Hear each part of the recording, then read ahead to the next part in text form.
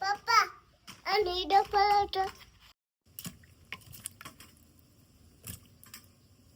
જો મિત્રો કારેલા આપણે ધોઈ છે. બોલ હાલ તું. બપોરનો ટાઈમ થઈ ગયો છે તો હવે આપણે અહીંયા આવી ગયા છીએ રસોડામાં. હવે આપણે બનાવવાનું છે કારેલાનું ભરીને શાક બનાવવાનું. ચોકલેટ તો આપણે છે ને કારેલાને સરસ મજાના ધોઈ નાખવી. જો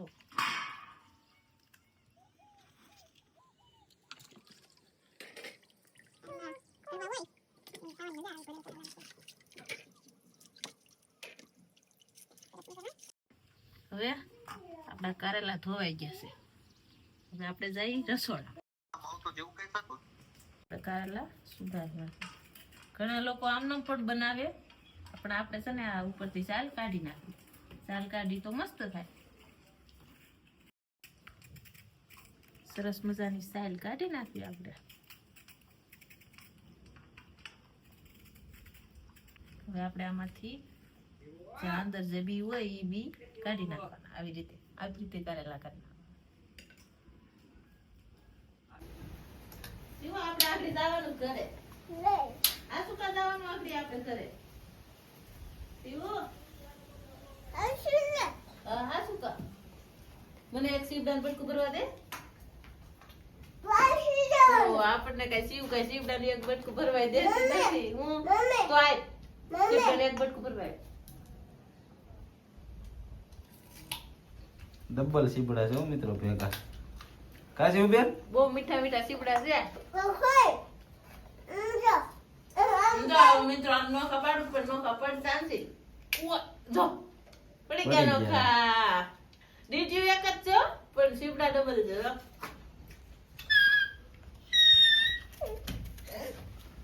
મિત્રો મોરલા બોલે છે ગીરમાં. આપણે સકલ્યું આબુ કંકુ કેરી પછી પડે શીખવાડું તને. સાધના તો સાધના માસીને હાય કહી દે. ફોનમાં કે હાય સાધના. હાય પાયલ. હવે આપણે કારેલાની સાલ ઉસળી ગઈ છે અને આમાં રાખી દીધા છે ને હવે આપણે એમાં નાખશું 2 બટેટા. હવે તો આપણે આમાં પાણી નાખી દઈએ. કારેલા ડૂબે એટલું પાણી નાખવાનું છે.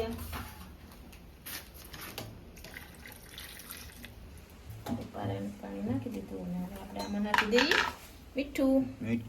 મીઠું નાખીએ એટલે કડવા ઓછા થાય કારેલા. જો આ છે અમારી ગાંડી ગીર. જો મિત્રો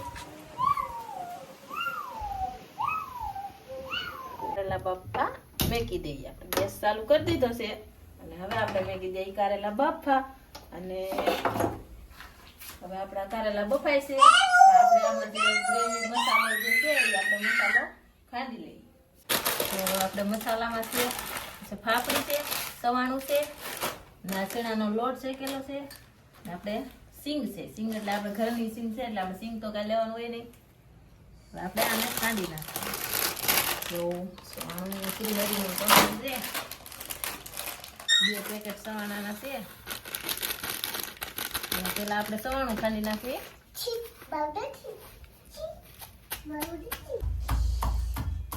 તો મિત્રો કોને કોને કારેલાનું શાક ભાવે છે તો તમે કોમેન્ટ કરજો. હવે આપણે સવાણું નાખી દઈએ.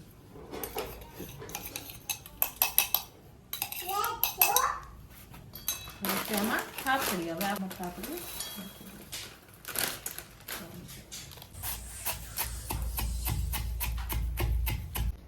ફાફડી ખંડાઈ ગઈ છે. હવે આપણે ફાફડીને પણ આમાં નાખી દઈએ. હવે આ છે સિંગ. હવે આપણે સિંગ દાણા ખાંડી નાખવાના.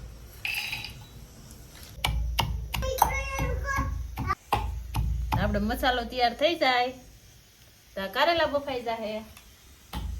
તમે વિડીયોમાં બના રહેજો. આપણે સિંગના દાણા ખાંડી લીધા છે. સિંગના દાણા કાચા હતા એટલે આપણે કાંઈ એમાં મસાલામાં નાખવાના નથી. હવે આપણે એને સાઈડમાં હવે ચણાનો લોટ છે શેકેલો એ પણ આમાં નાખી દઈએ. ચટણી થોડોક આદુનો કટકો થોડોક નાખી દઈએ આમાં. શિવબેનને શરદી છે એટલે શરદી માટે પણ સારો અત્યારે ચોમાસામાં. હવે આપણે લસણવાળી ચટણી, આ છે લસણવાળી ચટણી. પપ્પા લસણવાળી ચટણી નાખી દઈએ. આમાં થોડુંક આપણે મીઠું નાખી દઈએ. પપ્પા જો જીરું એડ કરી દઈએ. પપ્પા પપ્પા હાલો મિત્રો હવે આપણે જોઈ લઈએ કે કારેલા અને બટાકા બફાઈ ગયા છે. જોઈ લઈએ આપણા કારેલા બફાઈ ગયા છે. મમ્મી પછી ટ્રાય તો હા, હવે આપણા કારેલા બફાઈ ગયા છે મસ્ત મજાના. થોડુંક આવા સામાન્ય શીખ લાવ્યા છે સણવા. જો મિત્રો આપણે ઘરની પાળીએ હો ભાઈ, જો પાળે કરી છે ત્યાં જ. શિવબેન બટાટા જો મિત્રો બાફેલ ખાય છે. નાખ દેવી એટલે જ્યાં મસાલો જે છૂટો છૂટો બહુ રહે ને એ છૂટો છૂટો રહે નહીં. અને હવે આપણે આમાં તેલ નાખશું. પાવડું તેલ નાખ્યું છે. હવે આપણો મસાલો થઈ ગયો છે તૈયાર. હવે આપણે કારેલાને ભરી લઈએ. જો આવી રીતે કારેલાને મસાલો છે, મસાલો ભરી દેવાનો છે. પેલા ભરીને થઈ ગયા છે તૈયાર. કારેલાનું શાક વઘારી આપણે કઢાઈ નાખી દઈએ. લસણની કળીઓ નાખી દીધી. આમાં ગ્રેવી આપણે ડુંગળીની હોય, ટમેટાની હોય, પણ આપણે શ્રાવણ મહિનો છે અને શ્રાવણ મહિનામાં કાંઈ આપણે ડુંગળી ખાતા નથી એટલે આપણે ડુંગળીની ગ્રેવી બનાવતા પછી આપણે આમાં હિંગ નાખી દઈએ. આપણે આ દહીં લીધું છે દહીં નાખી દઈશું. જે આપણે આ માંડવીનો ભૂકો હતો કાચી હતી હવે આપણે માંડવીનો ભૂકો નાખી દઈએ. આપણા મસાલો વધ્યો તો એ મસાલો નાખી દઈએ. મસાલો આમાં થોડીક ચટણી નાખી એટલે થોડુંક ચટપટું બને.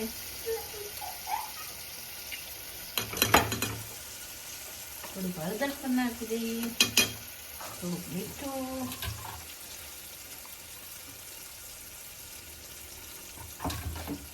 સ્વાદ પ્રમાણે મીઠું નાખી દેવાનું છે.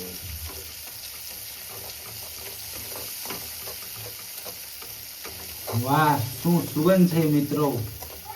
તમને પણ સુગંધ આવતી છે તો જોઈ લો મિત્રો, સુગંધ કાંઈ ઘટે નહીં એવી છે.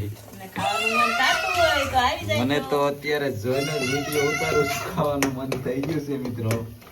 જોરદાર શાક બનવાનું તમે છે પણ ભાઈ. બનાવજો આવી રીતે તમારી બહુ ઘરે. મસ્ત શાક બને મિત્રો આવી રીતે. મને તો બહુ ભાવે. અમે તો આવી રીતે બનાવી છીએ. તમે કેવી રીતે બનાવો છો એ કોમેન્ટ કરજો.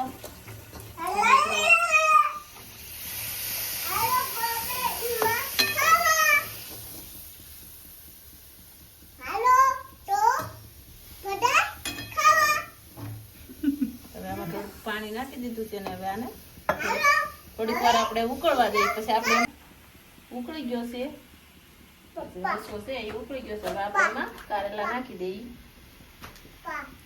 એક એક કરીને નાખી દઈએ એટલે બીજાનો મસાલો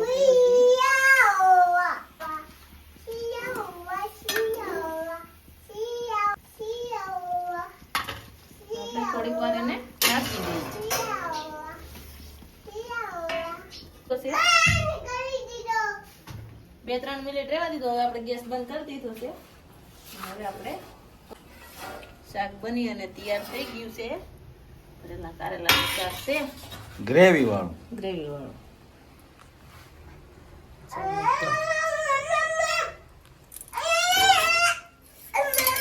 કારેલાનું શાક બની ગયું છે.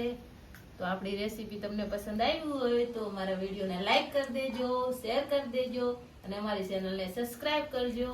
અને અમને હંમેશા આવો ને આવો સપોર્ટ કરતા રહેજો એટલે અમે પણ આગળ વધીએ અને તમારી સુધી વિડીયો પહોંચાડતા રહીએ.